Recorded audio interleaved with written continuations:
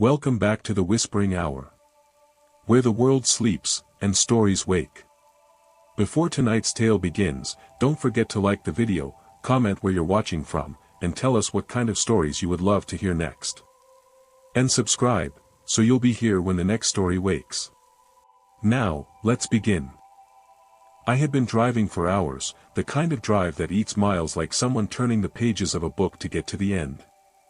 It was late enough that the highway looked like a dark ribbon stitched with a few tired headlights, and the dashboard clock glowed 1:22 a.m.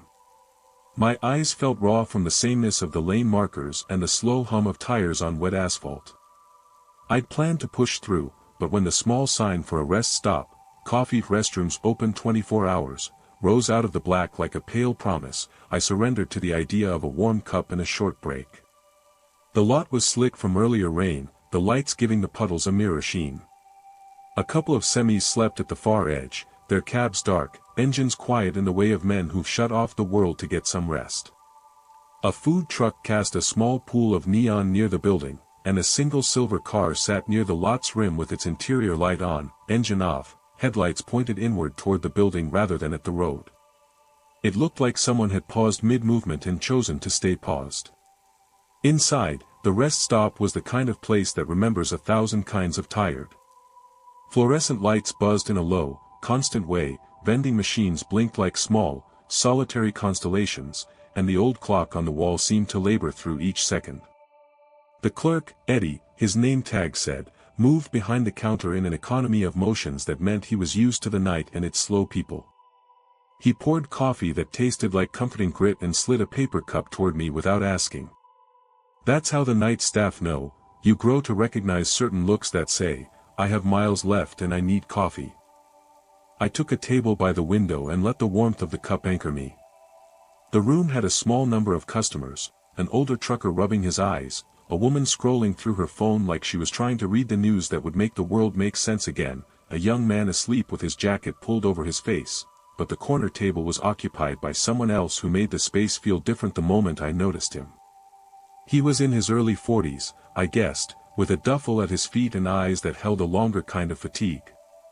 Not the immediate exhaustion of someone who'd driven straight through, but the hollowed, patient weariness of someone who'd been waiting a long time for something that never came.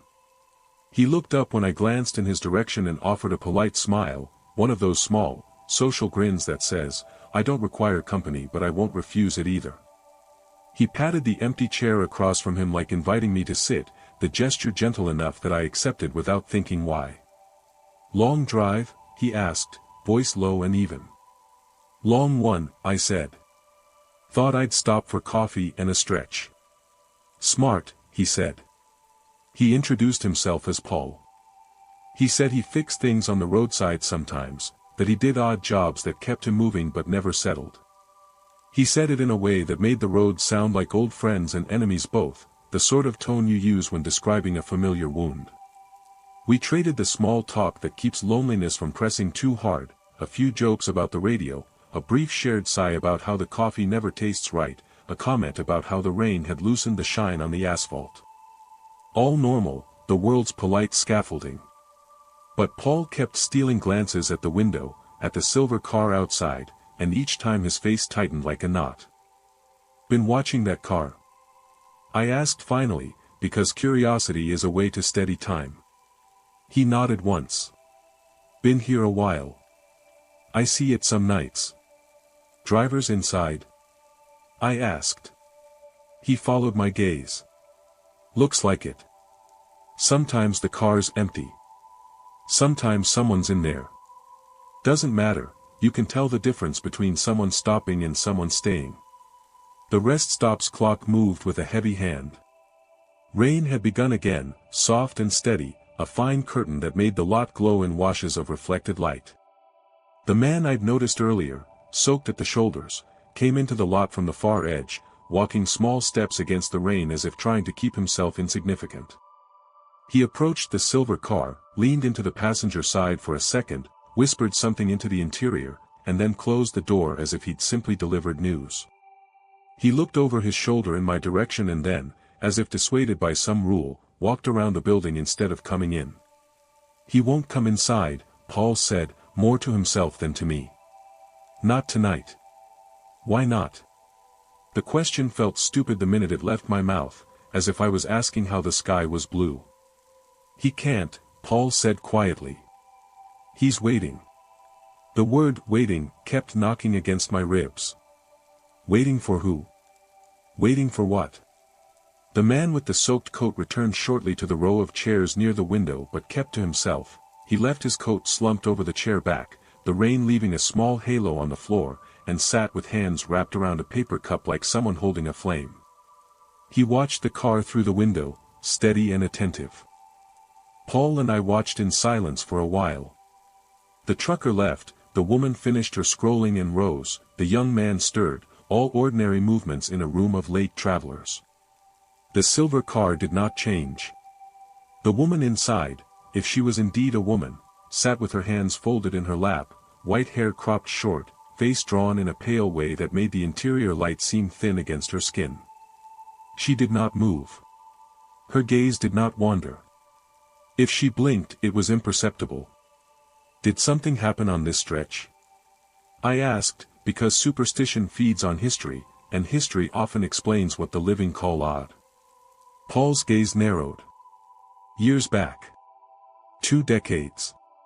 He swallowed. Accident. Rain. A woman in a small car, the crash stalled on the shoulder.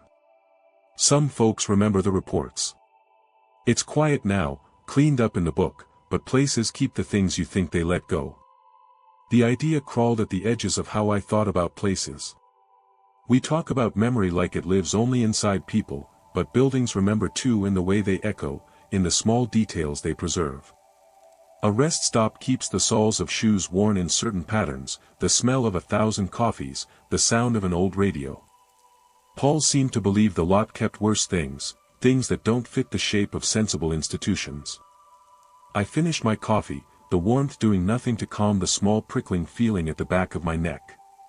The rain thinned to a mist, and then the headlights from the far road cut across the lot and moved on like a hand waving goodbye. That's when I saw it, the figure on the highway's shoulder, a small dot at first, then a man moving with slow, deliberate steps along the ditch toward the rest stop. He wore boots and a jacket, hunched against what had to be cold and damp. He crossed the low embankment, scaled the guardrail, and walked directly toward the silver car. He did not hurry, there was no urgency in his movement, only purpose. As he reached the vehicle, the interior light steadied and, for a breath, I wondered if the woman would look up. She didn't. The man placed his hand on the driver's window and pressed his forehead for a second to the glass, the motion like someone listening for a heartbeat that wouldn't answer. If you've ever watched someone accept a loss, you understand the way a face can resolve into a different geometry after a certain decision is made. His face folded into that shape, accepting, sorrowful, oddly relieved. He opened the passenger door, leaned in not to speak but to listen. He seemed to wait for a reply that never arrived. When he straightened, he looked weary and smaller, as if the night had taken more from him than rain and cold. Then, and this is where the world thins a bit and the practical part of you wants to slide away, he reached into the car and closed the passenger door, the motion slow and reverent. The interior light dimmed as if someone had pinched out a candle. He bowed his head for a long, private moment and walked away without looking toward the building. Paul stood up abruptly like a man finishing a sentence mid-thought. He zipped his duffel and looked at me as if sharing something unspoken. "That's him," he said simply. "He leaves pieces behind. Always has. Tonight he's finishing." Finishing what? The question felt inadequate. Everything they never finished together. Paul's voice went thin. If someone dies and a life stops in one place, the living sometimes come back to the last place that felt like home. They linger where someone waits. When the man with the soaked coat re-entered the building, he walked past us without speaking, sat in the chair with his jacket loose and his hands steady, and his eyes did not leave the window. There was a tiredness about him that felt older than the rain. The trucker who had left returned, took his usual seat by the coffee machine, and kept glancing toward the window, as if some silent script called him to witness what might be closure or might be a repetition. Time is slippery in these places.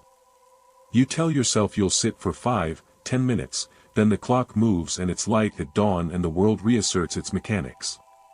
My phone had died a long time ago, the battery giving out when the signal had already been glimmering at the edge. The rest stop took on the morphology of a small community, those who stayed for a stretch and those who were always passing. Under the fluorescent hum we concocted small stories to tether us to something sensible. At some point, the trucker who had been watching stood up and walked out. He did not hurry. Other people followed his slow, natural rhythm without explaining why. Only a few of us remained, small constellations of tired faces. I watched the man by the window as if study were an act of compassion. He suddenly stood, walked to the front of the building, and opened the door as if performing a ritual. Outside, the silver car remained where it was. The embankment still bore the footprint where the man had climbed. The lot, slick with the last of the mist, held the traces of headlights and rain. The man who had been watching came to the car, and again I saw that peculiarly humble ritual, a small act of closeness, a press of forehead to glass, a listening that wanted to make sense out of silence. He reached in and lifted something small, a folded napkin, a smashed paper cup, an object small enough to fit in a palm. He tucked it into his coat as if carrying a relic. Then he did something I could not have predicted. He sat in the driver's seat for a long while, hands lightly on the wheel, eyes fixed ahead as if reacquainting himself with a road he used to know by touch. The woman inside remained still. I imagined all the tiny stories that might play out in such a tableau, an argument that never had a chance to heal, a hand that reached for another and missed, a sentence that misfired and could never be retracted. He sat there until the first gray of morning sketched the distant horizon. When the dawn came, it turned the wet lot to a softer gray and slid color into the small details. The man bowed his head once, like a final benediction, and stepped out of the car. He left it as it had been, lights off now, engine cold, the interior empty. He touched the roof with a slow, definitive hand, walked back to the building, and did not return that night. Paul slung his duffel over his shoulder, gave me a quick tilt of his chin and the sort of look that means this is the way it's been, and walked out into the morning as if finishing his own motion. I drove away with the rest stop receding in my rearview mirror, the silver car shrinking to a pale dot on the lot.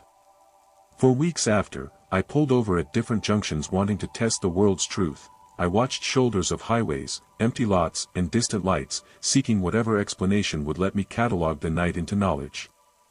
I told the story later, to a friend at a diner, and to a reporter who liked that kind of eerie detail, and they all made a small order of reason out of it, as people do. One said that I'd witnessed profound grief, another said I had a talent for fabricating atmospherics. Both were true in their ways. What matters more to me now is the quiet shape the rest stop left in my chest. Some places keep a ledger not in paper but in the way people pass through them, holding on, letting go, returning. The man in the soaked coat had come back to finish what had paused between two lives, whether it was forgiveness, a promise, or just the final small act of being allowed to say goodbye. The rest stop accepted it, a car, a presence, a small ritual of listening and closing. It might sound odd to find comfort in that, not every story ends with tidy resolution, but that morning felt like someone had finally written the last line on a page that had been left open for too long. If you ever find yourself on a long highway at 1 a.m., and you see a car with its lights turned inward, the engine off and the interior light dim like a candle, do not assume it is only a broken traveler. Watch quietly. Sometimes the road keeps its own secrets, and sometimes the living or the not quite living come back because a place remembers them more than any of the people who passed through. There is a mercy in the way some things are allowed to finish, and the night, for all its strangeness, can sometimes be the only witness with the patience to watch a story be completed. I pulled off the highway because my phone said I should. Not literally, no helpful app told me to stop, but my body had been sending small alarms for miles, a tightness behind my eyes, the slow dull throb behind my temples, the kind of fatigue that makes you imagine the road flattening out into a sheet of sameness. The exit ramp sign flashed amber in the dark, the little arrow promising a place to rest, and I took it without thinking too hard. It was after 2 in the morning. The sky was the black of things that have stopped pretending to be other colors. The rest area was small, the sort that lives in the in-between of towns and makes a profession of being functional. A single building, a small cluster of lights, a gas station blinking like an afterthought off to one side. The ramp itself bent away from the main road and then narrowed to a quiet shoulder, bordered by a line of pines that made the night even darker on that side. A chain-link gate with a faded, "closed after midnight" sign sagged across a portion of the ramp. Someone had painted the letters by hand, thick strokes that had bled with age, and the word "closed" seemed less like instruction and more like an old, stubborn claim. There was a woman standing underneath the overpass.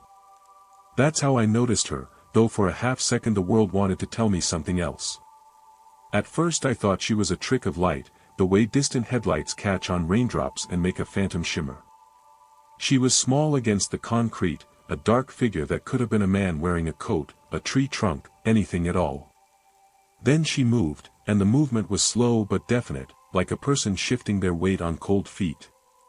She was facing the road, shoulders squared to the traffic, as if watching for something that might appear at any moment. My first instinct was practical. Someone out here could mean trouble, car trouble, a fight, someone who needed help. I pulled into the gravel shoulder and killed the engine. The sound of the highway still played a distant tape, a smooth whoosh that faded with the space between us.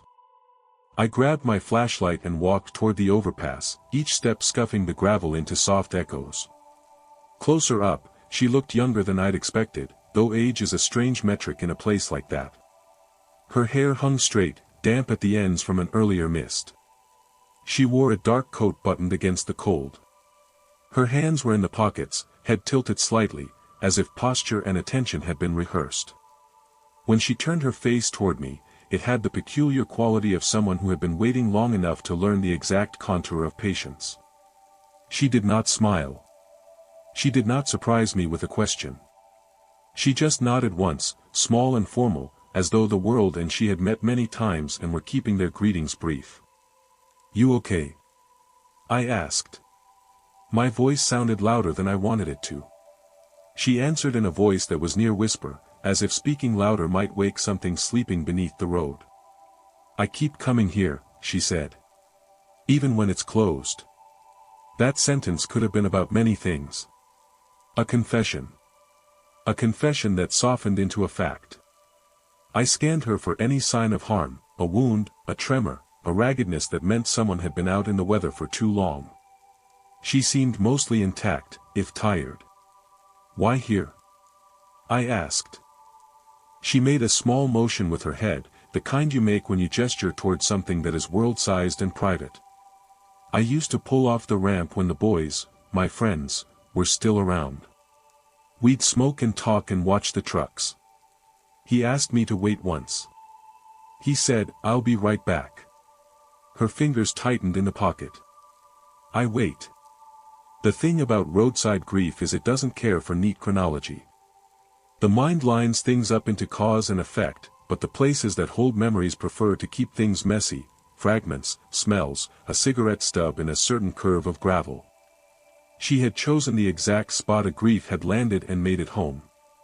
It felt ridiculous to me to think of a human living a repeat like that, and yet when I looked at her I felt that ridiculousness dissolve into understanding. A rest area is small enough to hold a single story in its entire span. "I'm sorry," I said, because sometimes apology is simply the human thing to offer when someone else's sorrow sits squared into the world. She shook her head. "He didn't drown," she said. "Not that night. It was the winds. Or the curve. Or the blink of a light. Something else." I watched the report. Her voice narrowed in that way people use for memory, the edges sharpening until the whole thing looks like a photograph. "They said the car went off at mile marker 12. I came out here and waited. And I came back the next day. And the next. When I couldn't stay all night anymore, I'd come at dawn. I kept coming. The air had a mild, metallic smell that I couldn't place. It reminded me of pennies left out in the rain. The highway's sound made a steady baritone, like ocean swells. A truck went past, its taillights dripping red into the night, and the woman watched it pass as if cataloging the motion to keep her own memory correctly aligned. "You look like you won't leave," I said. She let out a dry little laugh. "I try. I live. I work." She tipped her head toward the dark strip where the rest of the world must exist, houses, maybe a cluster of lamps marking a town, but I come back. It's like something pulls me. There are times when we all find metaphors for the things that drag us: gravity, habit, the small soft tide of memory. She said it like a mechanic might say it, an engine that has its quirks and needs constant nudges. "What does it feel like?" I asked, curiosity quickly replacing the person I'd been only minutes before. She considered the question. "Cold and a little like being underwater," she said.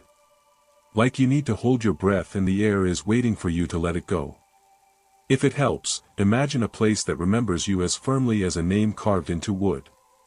A car turned off the main road, its lights narrow and purposeful. I watched the driver's face in the rearview mirror as it passed, features cast in pale light for a second, and I felt the peculiar prick of a private moment, like seeing someone else's grief reflected in something as ordinary as a passing truck. The woman shivered, then straightened as if aware that I was watching. "Why do you stay when they told you to move on?" I pressed, because part of me wanted to argue with the kind of thinking that makes people stay in the same hard place until the world grows thin. She smiled then, the smallest lift of mouth that suggested both amusement and a patience with fools like me. "You say, move on, like it's an instruction from a handbook. It's not." She looked at the sign for, closed after midnight. Who decides what part of a memory closes? Who puts the gate up and calls it finished? For a long while we watched the black strip of highway together without saying anything of consequence. The wrongness of the situation, two strangers conversing with a dead place like it was a living neighbor, was preserved in the air, but we treated it with the civility of people who know that the world is more tolerant of the odd if you keep your voice low. When I asked if she ever told anyone, she nodded toward a small town name that leaned east on the highway. "Friends stopped asking after a while," she said. "My family thinks it's grief. The police wrote me off as obsessive. I signed forms, I went through counseling.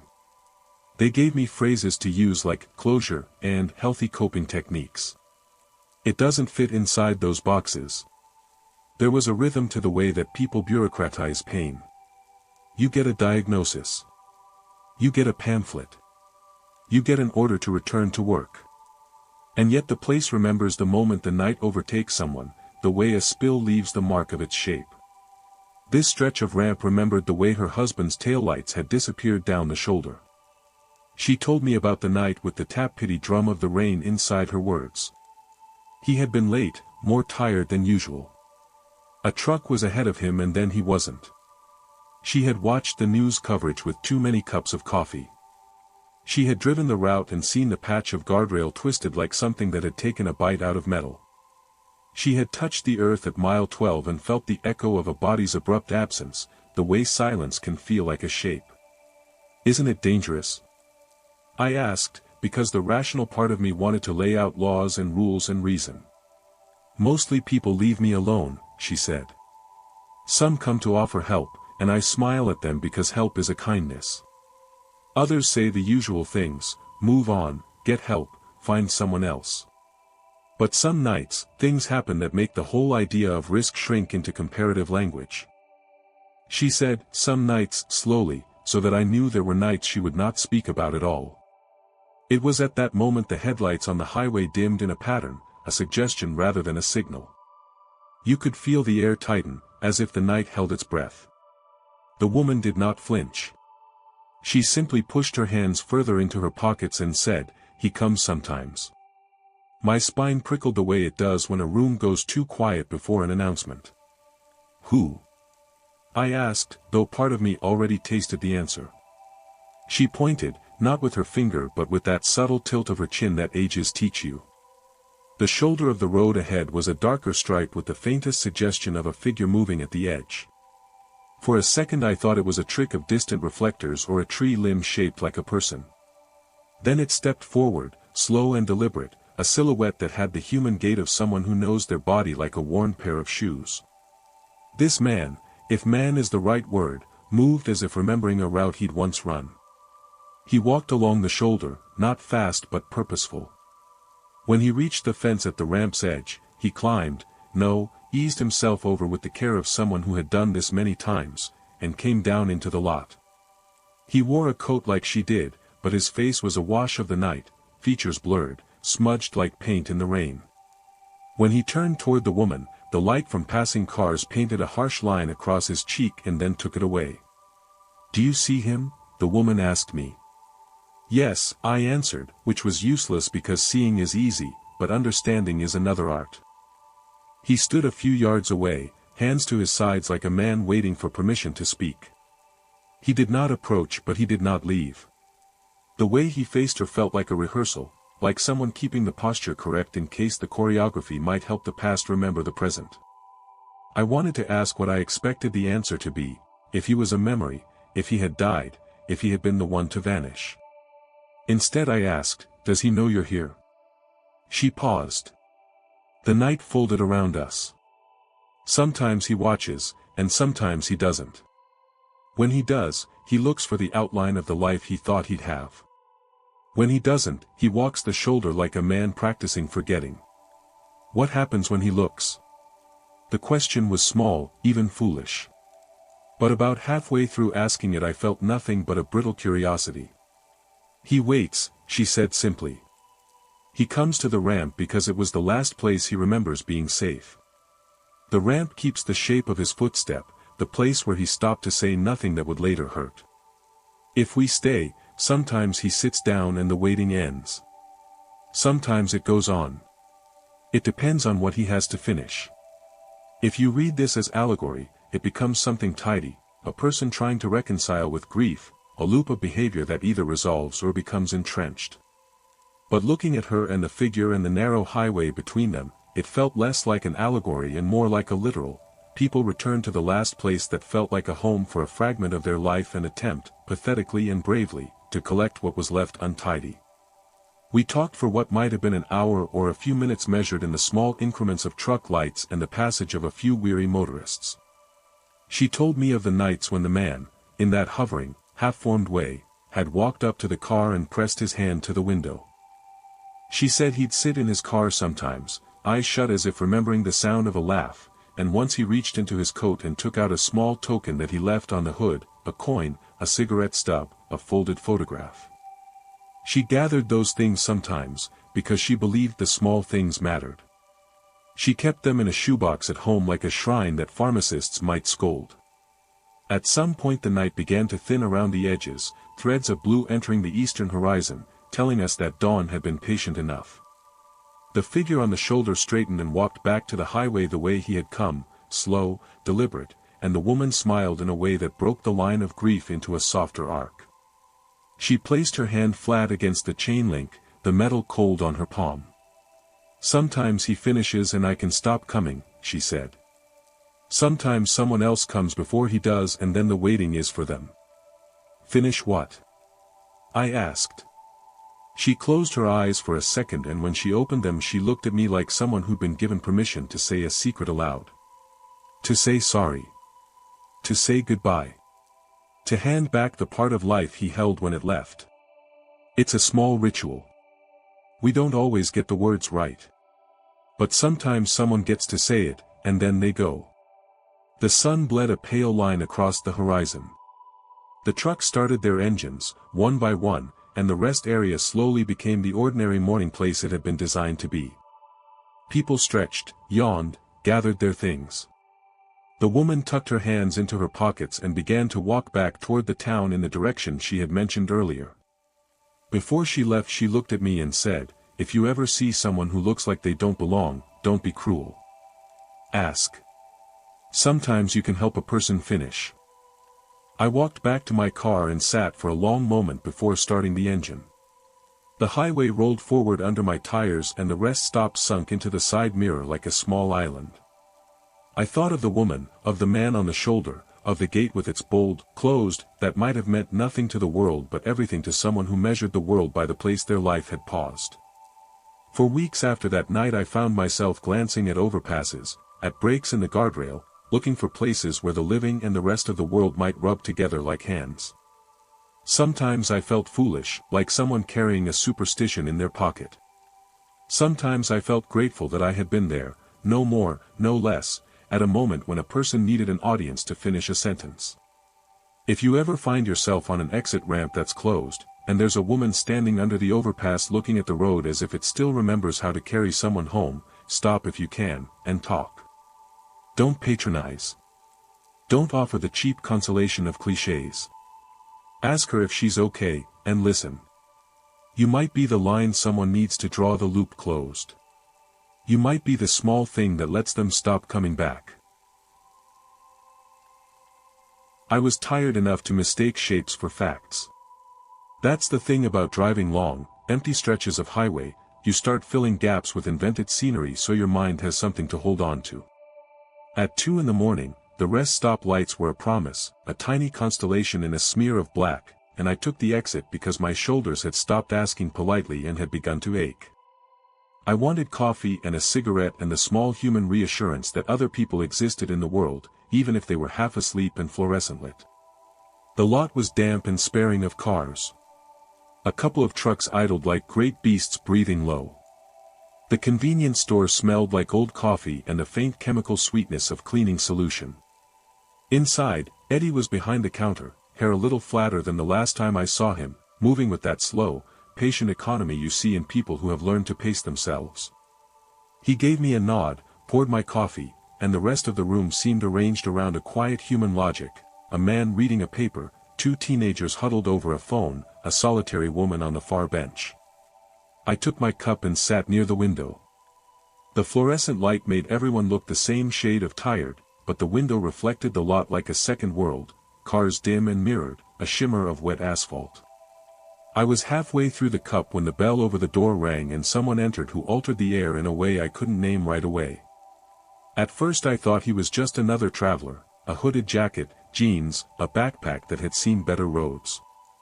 He shook rain from his shoulders the way you shake water off a memory and looked around the room with an attention that felt less like scanning for a seat and more like locating a small mercy. Our eyes met. He smiled, and his smile suggested a familiarity I couldn't place, like a neighbor who remembers you on sight. He stopped a few feet from my table and said, with no preamble, "You look like you've been behind the wheel a long time." "Guilty," I said, because I am efficient with small truths when a stranger's kindness is possible to accept. He sat opposite me without asking and set his backpack at his feet. "I hitch," he said simply. "Not the safest thing these days, but I like the rhythm of being between places. People talk to you on the road. Sometimes they tell you things they wouldn't tell anyone else." That line, small and conversational, should have been ordinary. It landed differently. There was something about the way he said it, like a person cataloging pieces of a life that did not belong to them. He was young, maybe late 20s, but in his eyes was a kind of old patience, the patient steadiness of someone who has watched weather and time do their slow work. "What's your name?" he asked after a moment. It felt like a test for reasons I couldn't explain, and I told him. My name is not unusual, and it sounded ordinary between us until I noticed the hitchhiker's lips move around it like someone tasting a word. He smiled, like he approved the taste. "You're on your way to the coast," he said. "How'd you know that?" I asked, more curious than alarmed. He shrugged as if it were nothing. "You have the look. The road has a posture for different directions. You drive the long line to get away from something or toward someone. This one's the leaving type." He nodded toward my dashboard reflection in the glass. The rainy night and the odd man beside me might have made the rest of the people in the room feel small, secondary to whatever private weather had arrived. The trucker at the counter glanced over and returned to his paper. Eddie moved smoothly behind the countertop, pretending not to notice us the way someone who has learned how to let stories run their course does. We spoke in fragments that stitched easily into the world, jobs we'd had, towns we'd passed through, the small humor of cheap coffee. He told me he'd thumbed rides for years, said he liked listening because people drop the shells of themselves on the road and you can find interesting seeds if you know where to look. He had a voice that meant to be kind, He listened like a person who had collected too many confessions and wanted to hold them responsibly. I was about to ask him the usual hitchhiker questions, where he was headed, who he was going to stay with, when he stopped me with a look and said my name again, softly, not as a repetition but as confirmation. "You'll see something tonight," he said. "Not bad. Not really. Just, something that wants attention." "You're being deliberately cryptic," I said, half smiling because it felt safer than answering anything more sincere. He tilted his head. "Lights pull things that want being finished," he said. "Rest stops collect unfinished lines. People leave things in cars and on benches and on roadsides. Sometimes they come back." I told him to stop with the riddles. He laughed, and it was small and real. "Don't get me wrong. I don't believe everything I see. But sometimes you meet someone who is trying to correct a sentence. And I like to help the sentence come to a close." The room hummed with the ordinary, the kettle hissed, the fluorescent lights flickered, the clock inched forward. At one point he reached into his backpack and took out a small notebook, the pages ragged at the edges. He began to write, not furiously, more like taking attendance. A name here, a token there, a note about a highway or a rest area. He wrote with the secure, slow hand of someone wanting the world documented. "Why do you help?" I asked. It was the last rational question I felt I could ask without sounding like I'd taken to superstition. He closed the book and looked at me in a way that made the coffee in my hands tremble into warmth. "Because I have time," he said. "Because people forget the small things. Because sometimes when someone finishes, you can feel the air settle. It's a small mercy. There's a temptation in these moments to try to frame everything, reduce it to a pattern you can hold in your head and walk away with." He was making it hard. Even so, practical instincts knit themselves around the edges. The road does not stop for sentiment, and I had places to be. I was about to rise when I noticed another man entering the lot through the sliding doors, moving between the fluorescent shadows with a purposeful gait. He was older, maybe in his 50s, a mechanic's jacket on, hands thickened by years of work. He set a coffee in front of him and stared at it as if it were the center of gravity, not wanting anything else to move. The hitchhiker watched him for a long second and then nodded as if taking a tally. "He's been waiting near the west exit for 3 nights, the hitchhiker said in explanation, not to me but for the ledger he kept. "I wrote about him last time." The older man raised his head once, glanced at the hitchhiker with a face like weathered rock, and then looked away. There was a burden in him like a packed bag, familiar, repetitive, heavy. "You know everyone?" I asked, because hearing the rhythms of an unknown life suddenly felt like a currency. "No," the hitchhiker said. "Not everyone. Just some. People whose stories aren't yet closed. You recognize them by how steady they are in small places." He tapped the notebook with a fingertip. "You can't always help, but you sometimes witness. Witnessing matters." I had the distinct sense of being in the company of someone who believed in a different kind of arithmetic, that small acts accumulate into finalities, that someone folding a photograph into a glove compartment could be the last thing necessary to finish an old sentence. It's generous to think so, but generosity is also how humans stay human. We left the store together when I decided to make another loop of the lot. The hitchhiker carried nothing heavy, his backpack was more suggestions than equipment, and he walked with the light pace of someone who was used to being on foot. Outside, the air smelled of wet tar and metal, and the lot's lights made halos on all the puddles. He led me to the west edge. There was a car there, a beat-up sedan half-parked on the gravel. Its door was open and a pair of boots lay on the ground nearby, as if someone had stepped out and not bothered to close a minor argument with the lock. Beside the boots lay a small folded scrap of paper, the kind you find when you aren't looking for anything at all, a receipt, a note, a shopping list. The hitchhiker crouched and picked it up gently, unfolded it, and read, as if the paper were a map. The note said, "Tell him I'll be back. Don't leave the light off. Don't forget the red ribbon." No signature, nothing more than the tremulous handwriting of someone trying to communicate with the future. "Small things," the hitchhiker murmured. Sometimes all a story needs is a connector. You think whoever left this will return? I asked. He did not answer immediately. He folded the paper and tucked it into his coat, as if guarding the thing from the damp. Sometimes they do. Sometimes someone else returns on their behalf. The rest stops are patient. The boots had a story in their scuffs. I ran my fingers over the leather and felt a human artifact, scars, pressed in lines, a small tear at the heel. The hitchhiker took them in his hands like someone holding evidence. A man left these, he said. Maybe he went to fix a tire and forgot to come back. Maybe he walked away. It's not for me to know the big shape. It's for me to notice the small ones. That evening, then, because night compresses memory, the pile of small things turned into a chain of moments. An older mechanic who hadn't spoken but whose eyes kept returning to the west exit, a pair of boots abandoned like punctuation, a note folded into the cold. The hitchhiker collected them with the care of someone assembling a jigsaw of absence. Why does this happen here? I asked. Why rest stops?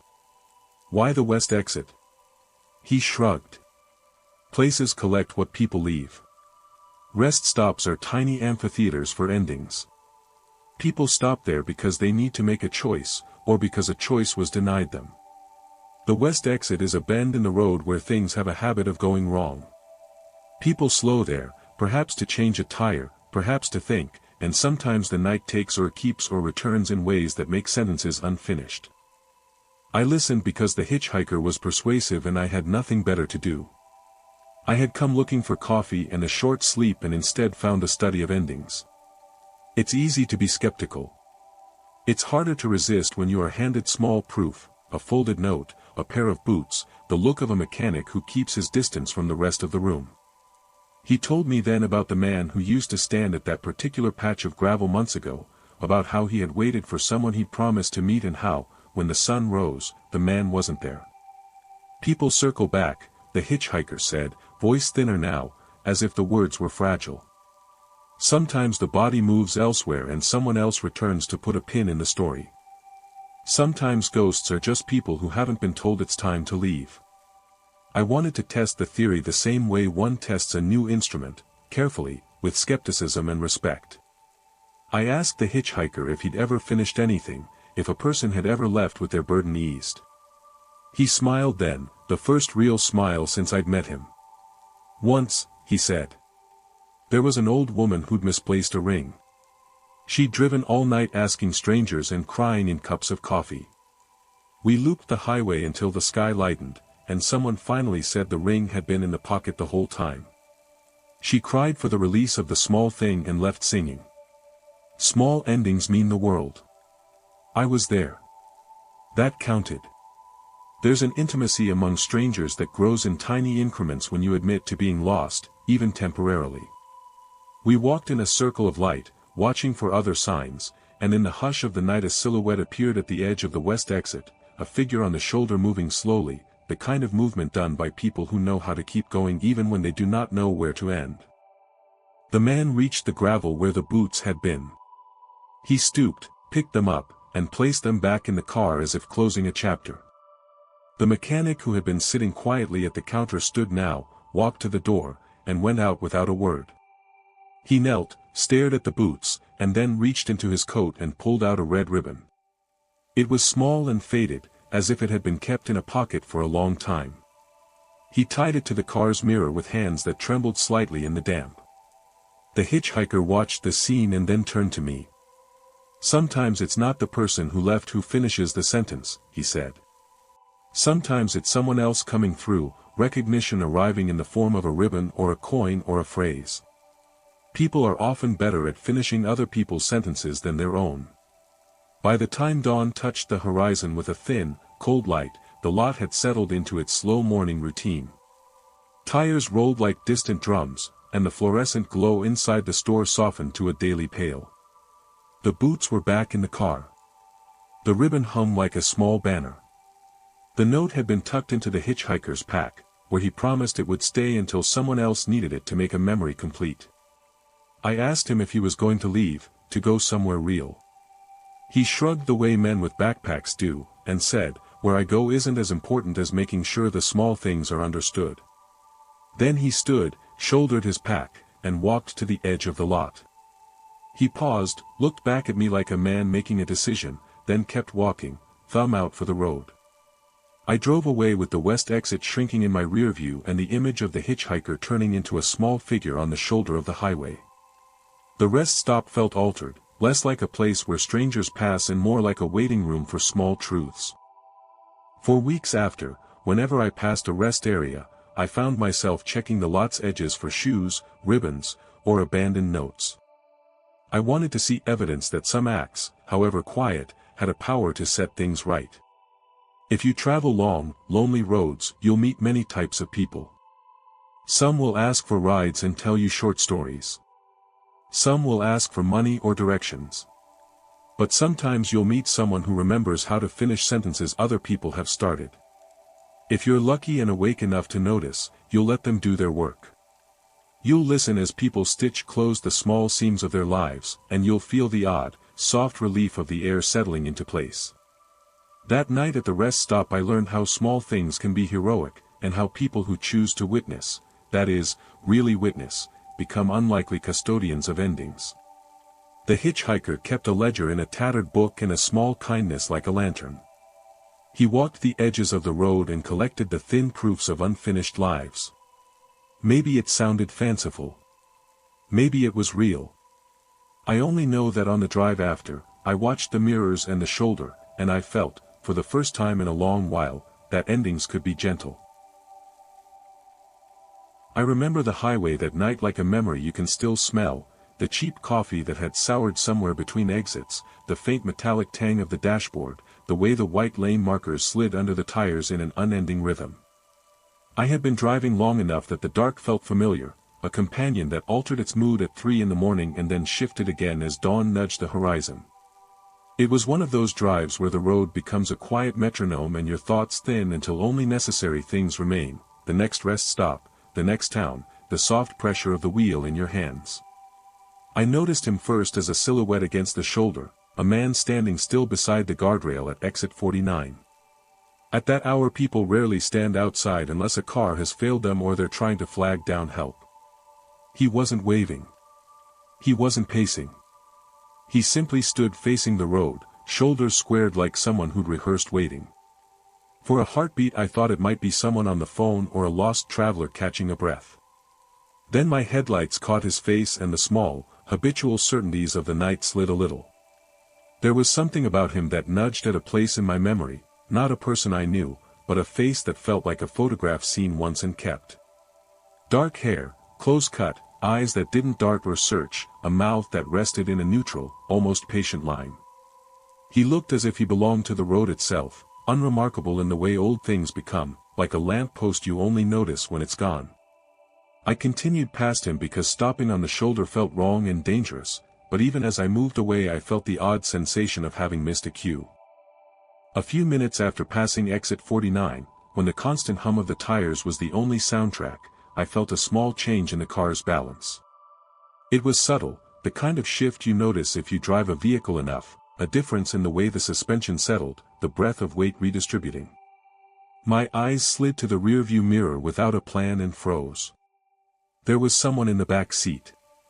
Not a flash of a movement or a trick of light, but a presence settled into the contours of the cushion. At first my mind tried the sensible accounts, maybe I had picked someone up near the last gas station and forgotten, but none of those explanations fit. I had locked the doors. I had been alone when I slowed past the man on the shoulder. And yet there, in the mirror, a head tilted forward a degree as if listening closely. I kept driving because stopping felt like a decision that might open something that would not close. I told myself to breathe slowly, to let the engine's low note steady me. When I asked aloud, in a voice that wanted to remain ordinary, "Who's there?" the reply was a soft, calm voice from behind me that used my name. "You're driving too fast, Arjun." The way he said my name felt like the final click of something aligning. He said it plainly, without ceremony, as if reminding me of a small fact I'd misplaced. I had never met him. He could not have known my name unless he'd seen it somewhere obvious, but there was nothing for him to see. We had no mutual friends. No shared social feed. The car had been locked. The word hung in the car like a physical thing. "How do you know my name?" I asked, and my question was the shape of my disbelief more than an invitation to a reasonable answer. He did not give me an explanation.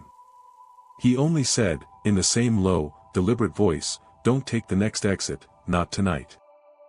Exit 52 was the one I always used when I wanted to shave time off the drive. It cut 10 minutes and led me onto a stretch of two-lane road that threaded through county houses and old truck stops. It was habit to flick the indicator on automatically. Somehow, with the man behind me as a quiet presence, flicking the blinker felt wrong. I found my thumb resting still, and I kept driving straight. The man didn't press whatever peculiar advantage he had. He didn't stare at me, didn't demand compliance. He sat like someone who'd been waiting through many nights and had learned the art of patient instruction.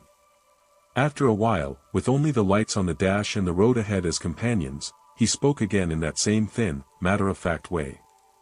"If you turn off at the ramp, you won't make it home."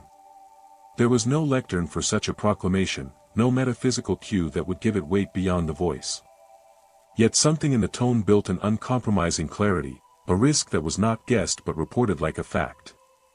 A different part of me, the practical, stubborn part, wanted to test the claim, to question the authority of a stranger's certainty. But logic can be a weak animal when faced with a firmness that has the shape of experience.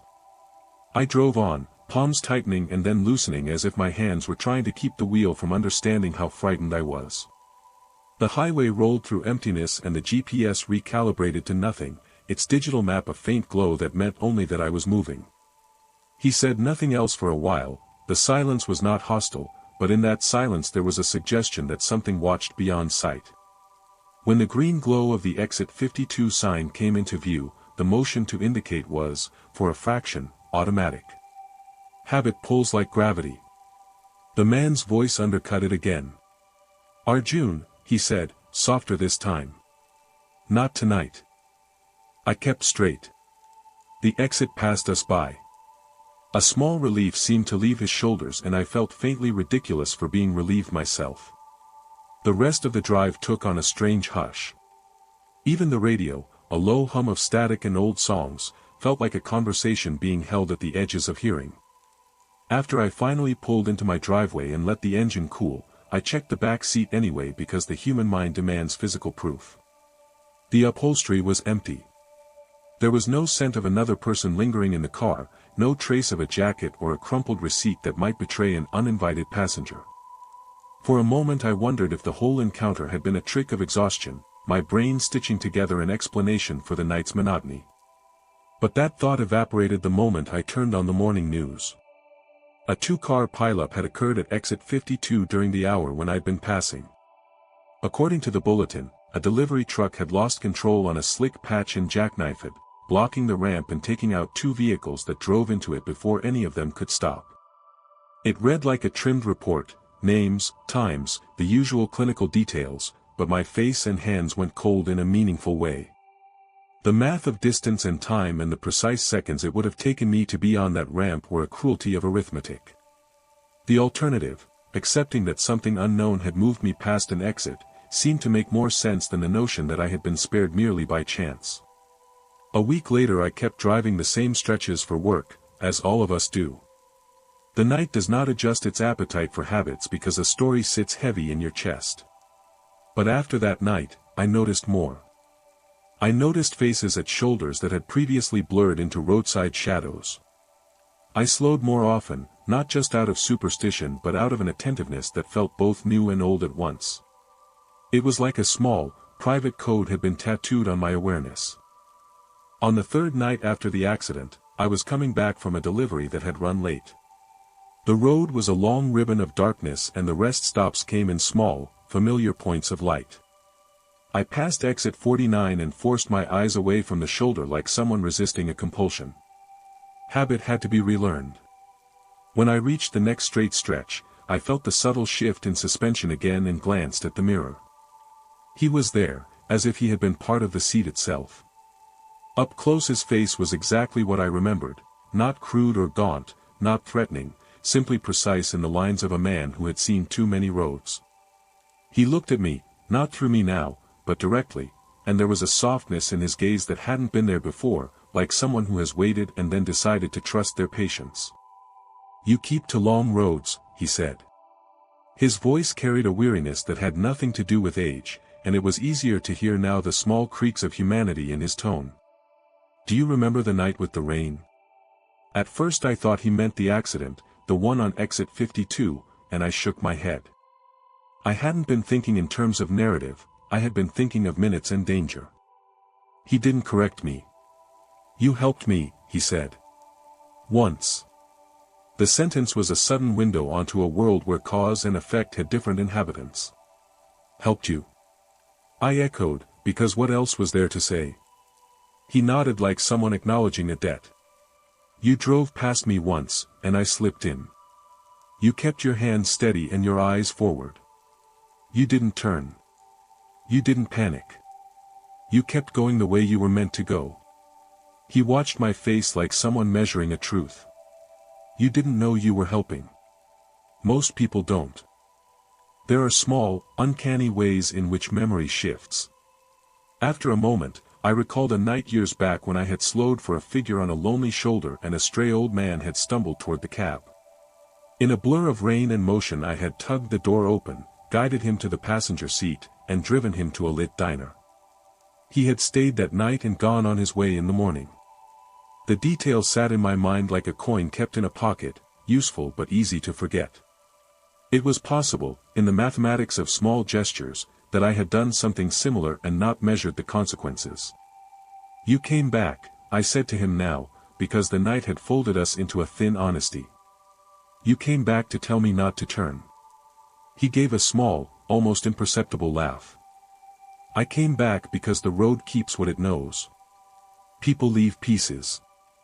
I came because sometimes the road borrows them back to finish what remains undone." He paused as if weighing whether my mind could hold the concept. "I am not the only one who watches. We watch for each other." It might have been madness to accept the explanation at face value. It might also have been madness to spend hours late at night driving and not see the strange kindness in how the road and the people on it sometimes intersect. The man's presence was a kind of weather now, an oddity that made the drive feel as if it had a conscience. Some nights, I thought, the highway is more like a city with memory than a line of indifferent asphalt. A few nights later I passed a different shoulder and saw a woman sitting on a folded jacket, hands clasped, eyes far away. Her posture was the shape of waiting.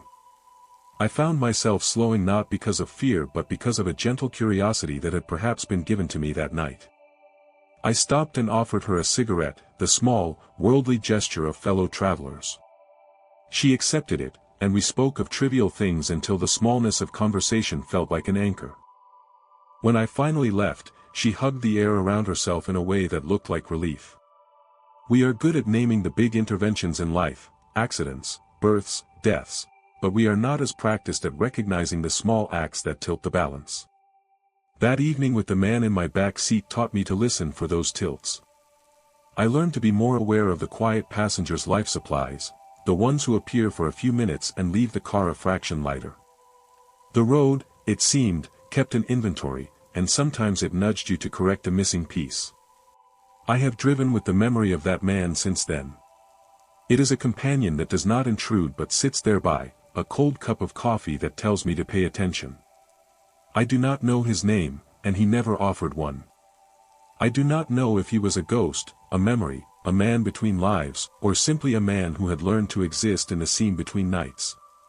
What I know is that on a long and otherwise forgettable highway, a stranger once told me my name, asked me to keep going, and perhaps saved me from meeting fate on a ramp. If you ever find someone standing still on the shoulder at a maddening hour, breathe, slow down if you can, and listen. The night sometimes speaks in the small, human voice of strangers who remember the parts left behind. It may not make sense in the light, and it may never offer you tidy explanations. But if you're lucky, and less lonely than you think, a passenger might climb into your car and tell you which exit to avoid, and in that small mercy you might find yourself still sitting in your driveway long after the storm has passed. I've driven that highway enough times to know where the road takes its breath. The long stretches at night have their own rhythm, a slow, steady beat that settles into your chest if you let it. You become a passenger in a moving world but also a kind of witness. The night hands you small things to keep, like a stub of a receipt, a smell of someone's cigarette, a light left on in a diner that never closes. Mostly, those things make you feel alive in the way ordinary life is alive, quiet and steady. Once in a while the road hands you something that pushes at the edges of your understanding, and you keep it because you have no better sense of what to do. It was one of those nights. The clock on the dash blinked 1:43 a.m., and the highway ahead was a black ribbon dotted with reflective markers.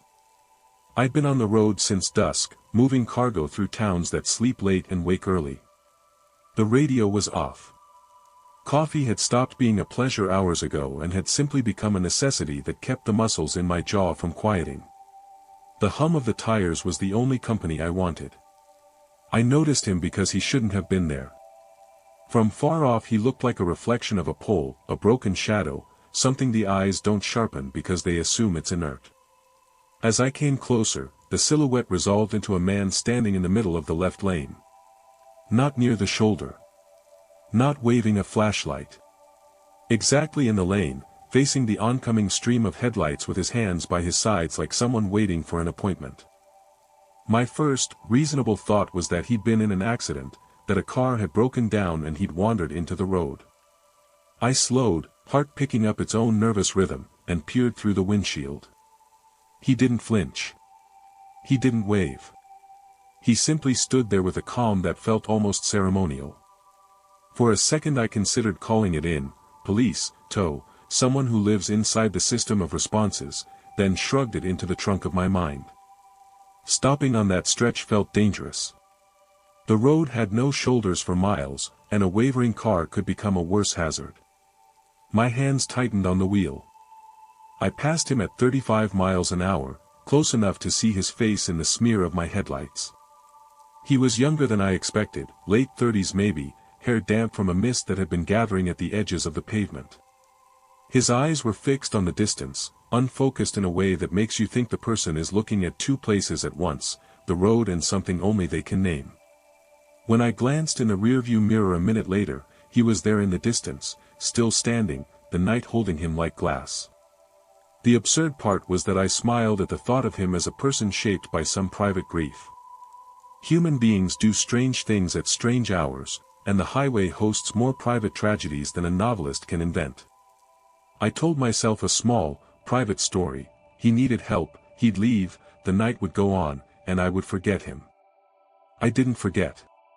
2 exits later my dashboard blinked a tiny, insistent light, low tire pressure. A tiny red dot, nothing catastrophic but annoying, and the kind of thing that seizes your attention on a night like that. I eased onto the shoulder at the next safe pullout and checked the tires. They were fine enough, no bulges, no slow leak, just the tag of a sensor sending a false blip. Another person on the road might have cursed, reset the system, and kept going. I popped the hood like a check in a ritual and shook the annoyance out of my hands. The smell of oil mingled with the damp, and the small, ordinary business soothed me.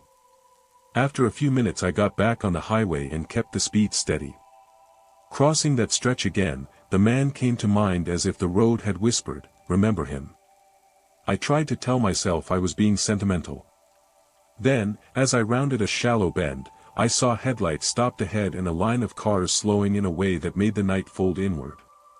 The first car's hazard lights blinked like a small lantern. My breath shortened. I eased off the gas. A sedan sat dead across the lane, hood bent like metal that had given up. People milled around it in a pool of streetlight, but what struck me was the man I had seen earlier. He stood beside the difference of the wreck as if the two events were related. Not touching anyone, not speaking. Just standing with the same strange calm. The police were already there when I drew close, blue lights cutting the dark into shards, and someone waved me to the side, an officer with the tired posture of someone who sees midnight stories often enough that the new ones start to look like old fabric. "Did you see how it happened?" the officer asked before I could stare for too long. I told him about the man in the lane and the way the car had been stopped. He nodded, but his eyes kept returning to the wreck as if checking the detail of an unfolding truth. "Driver walked away," he said finally. "Said he blacked out. Nothing obvious, no sign of someone hitting him. We'll file it." He spoke in clipped sentences, because that's how you keep the night from folding into rumor. When I mentioned the man staying still in the lane, he looked at me like someone with a map I didn't have. "Which man?" he asked. "The one standing there," I pointed backward where the lane still glowed in the reflected blue. "Listed like he was waiting for something." "I saw someone there earlier," the cop said slowly. "Right in the middle. A guy with a long coat. Seemed odd. Didn't approach the car. Didn't seem to panic. We asked if he needed help. He said he was fine and walked off into the trees." He hesitated as if the shape of his memory was an odd fit for official speech. "Road brings all kinds of people." I let it go as an item of darkness, another footnote. I drove onward because the night insists on the forward motion that work requires. A story that doesn't consume you is the kind you can tuck into the pocket of your head and review later. A week later I happened across the same stretch on a different run. The weather had thinned, the mist was gone. The highway was the same ribbon of black, but somehow less dangerous when daylight bled into the edges. The memory of the man at the center came back clearer than it should have, like a song you hear unexpectedly at a grocery store and everything around you arranges itself to that tune. I found myself slowing without thinking, eyes searching the shoulder and the lane for a silhouette that had changed meaning. That night, a little before 2, I saw him again. Not standing but walking across the asphalt, careful steps that were almost ceremonious. He moved like a man with purpose, not the idle pace of a hitchhiker. This time as I drew beside him I rolled down the window and called gently, because my curiosity now had the weight of habit. "You okay?" I asked. He didn't startle. He looked at me like someone landing in an old conversation. "I'm looking for a place to cross," he said plainly. His voice was ordinary, low and steady. "This road is wide. I prefer to cross in the middle where I can see both sides." There's a kind of frankness in people who have done strange things for reasons they've never needed to explain. I almost laughed at the phrase, a bit of midnight gallows humor. "Most people hurry to the shoulder," I said. "Why not like everyone else?" He smiled in a way that did not reach his eyes. "I like to make sure no one gets boxed in." The word slid out like a proverb. "Sometimes the middle is the safe part." He paused and looked down the road. "Sometimes you need the road to look at you back." It was such an odd thing to say I didn't know whether to be amused or alarmed. I kept driving slowly to match his pace, because the night had decided to make me witness to whatever this was. "What do you mean, look at you back?" I asked. He turned his face toward me, a little like someone granting a small privilege. "When you cross in the middle you see all the angles," he said. "You see every mirror light, every approaching beam. You understand the pattern. The road stops being a line and becomes something you can speak to." His tone was not poetic, it was practical, the sort that had learned comfort in unlikely metaphors. People forget what roads say. For a long second we shared the same space, one man moving in a car and one man moving on his feet, and the ordinary physics of night travel felt suspended. Like most small human collisions, this one was quiet and precise. I asked where he was headed and he named a turnoff that was just a twinge in my memory, a short backroad often used by farmers moving livestock. "I'll give you a lift," I offered, because it felt like the right small thing to do, and because the night has a way of asking favors you cannot properly refuse. He climbed into the passenger seat without fuss, placing his coat on his knees with careful hands. His presence was not intrusive. If anything, it was like adding a quiet instrument to a piece of music, something that alters the tone without changing the tempo. We drove a mile or two together, and I watched the road slip by through his reflections in the glass. He never spoke about himself much beyond saying he liked to watch and sometimes to help. When I asked if he had family, he merely said, "Family moves on different roads. I move this one." The back road that led to his supposed destination took a sharp left that rutted into fields. Halfway through, a vehicle rounded the corner from the opposite direction. Headlights flooded the turn, and for a moment the road was a wash of white. The other car was out of its lane, half on the shoulder like a driver corralling a deer. As the lights drew closer, an awful detail resolved: a large trailer jackknifed, an overturned ATV tangled in its side. Objects and metal that had no business on the road lay spread like casualties. My heart leapt. The instinct urged me to stop, to help, to become one of the people who turn up and do the necessary human things. The passenger, quiet all along, leaned forward. He pointed without looking, directionless and precise. "Don't stop in the road," he said. "If you stop, you become an island. Islands take hits." His voice carried a certainty that felt less like fear and more like counsel. "Go around, find a safe place. Call from there." I followed his advice automatically. Instead of halting near the scene, I steadied the car on the soft verge and navigated a wide loop through the field access. The other driver, when we approached, was shaken and angry and grateful in turns. People who rescue the night spend their gratitude in spurts. It is never comfortable to receive. We called the service numbers, waited for the tow, and helped push as strangers do when the shock turns into action. Later, as the tow truck hauled the wrecked thing away and the lights dwindled to small bulbs against the morning, I realized the passenger was gone. We had stepped out to hold a flashlight and lift, and when I turned back to hand him a bottle of water, there was only an empty passenger seat and a faint set of prints on the gravel leading toward the old fence line. No goodbye, no last word.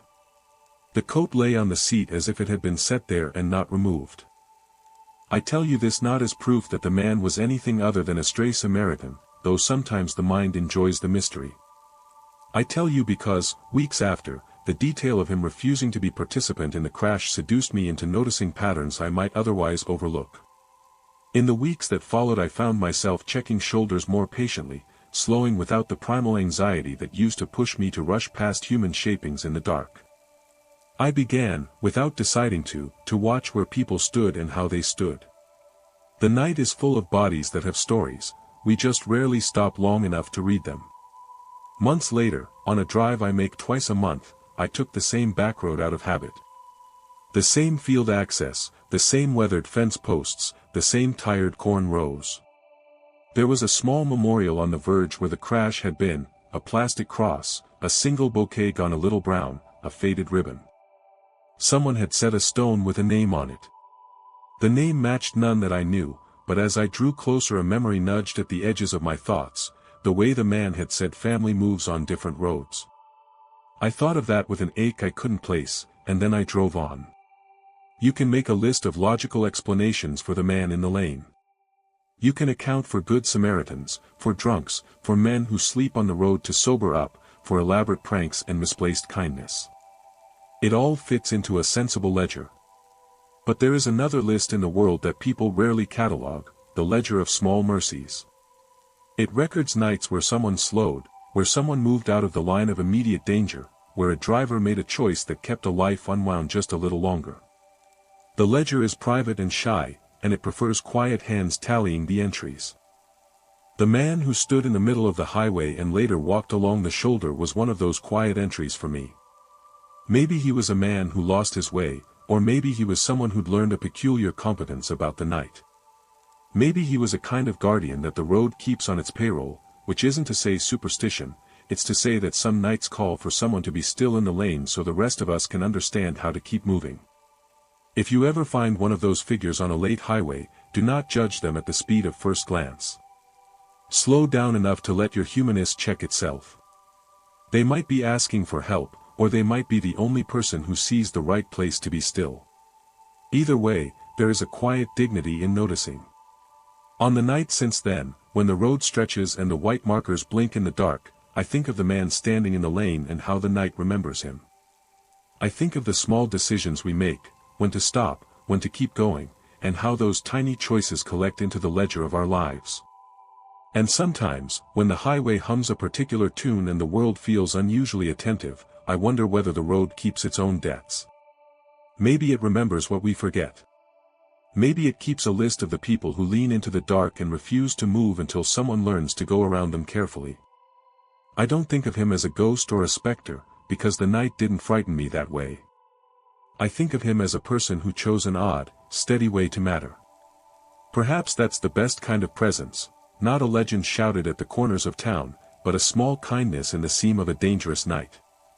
If you ever have to pass someone in the middle of the highway, slow down, breathe, and let the road tell you what it needs. The world asks for such tiny courtesies sometimes, and who are we to deny it? You have been listening to The Whispering Hour. Tonight's tale fades softly, leaving its last light in the quiet corners of your mind.